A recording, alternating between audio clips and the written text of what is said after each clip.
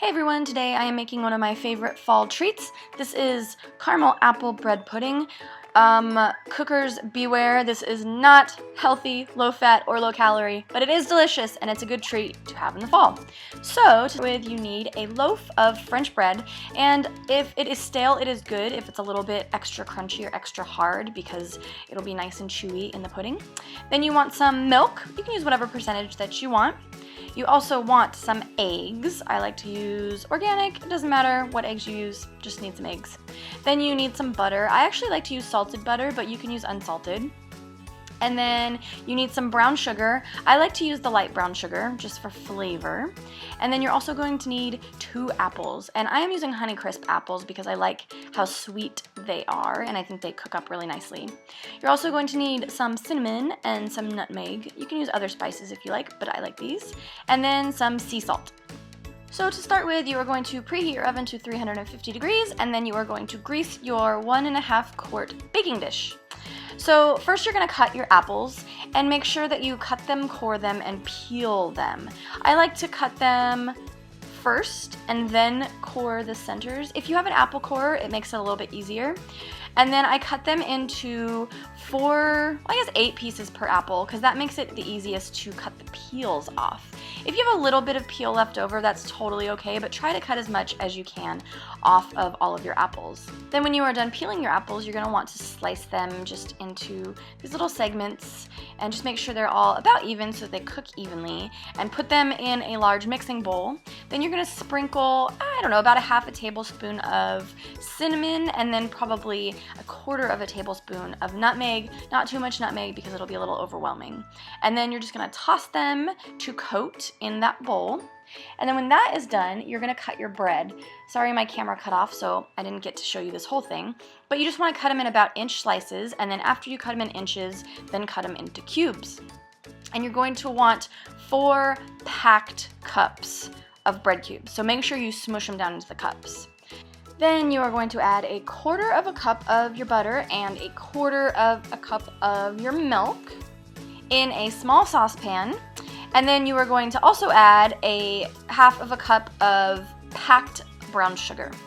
So you're just going to heat that up over medium-high heat until it all gets melty. And then once it starts to boil, let it bubble until it gets nice and thick. I would say probably 3 or 4 minutes of this kind of rolling boil. And then when that is done, just turn the heat off, take it off of the heat, and then you're going to melt 1/4 cup of brown sugar and 1/4 cup of butter until it starts to kind of sizzle. Then you're going to pour in those apples that are tossed with the spices, and then you're just going to cook them over medium-high heat again, and you just want to cook these apples down until they get nice and soft. So be sure to keep stirring them so they don't burn, but you do want them to get a little bit brown. And this is kind of what they should look like when they're all nice and cooked down. You don't want them to be super soft, but soft enough. Then you're going to take 3 eggs and add to that 2 full cups of milk. Like I said, you can use whatever type of milk that you want. The heavier milk you use, the creamier it's going to be, but I like 1%. Then you are going to add 1/2 cup of just plain white sugar, and then you're going to mix this all together until it is nice and well beaten. And then in your greased baking pan, you're going to put down 1/2 of the apple mixture first.